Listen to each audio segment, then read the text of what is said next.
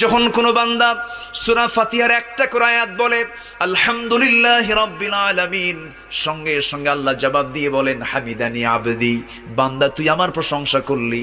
আর রহমানির রহিম যখন বলে আল্লাহ বলেন আসনা আলাইয়া আবদি। মালিক ইয়াউমিদ্দিন যখন বলে আল্লাহ বলেন মাজ্জাদানি আবদি। এরপরে যখন বলে ইয়াকা না'বুদু ওয়া ইয়াকা নাস্তাঈন পর্যন্ত যখন বলে আল্লাহ বলেন বান্দারে তুই আমার কাছে কি চাস, প্রাণ খুলে চারে বান্দা।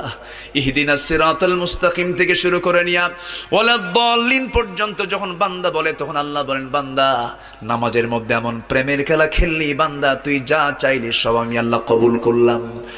ওই বান্দা যখন রুকুতে যায় আল্লাহ তখন অস্থির হন। ওই বান্দা যখন সিজদায় যাওয়ার জন্য প্রস্তুতি নাই, সমস্ত ফেরেশতাকে ডাক দিয়ে বলেন ও ফেরেশতারা, এই বান্দাগুলো আমাকে দেখলো না, রাসূলকে দেখলো না, কোরআনকে দেখে হাদিসকে বিশ্বাস করে আমাকে খুশি করার জন্য তার সবচেয়ে সম্মানজনক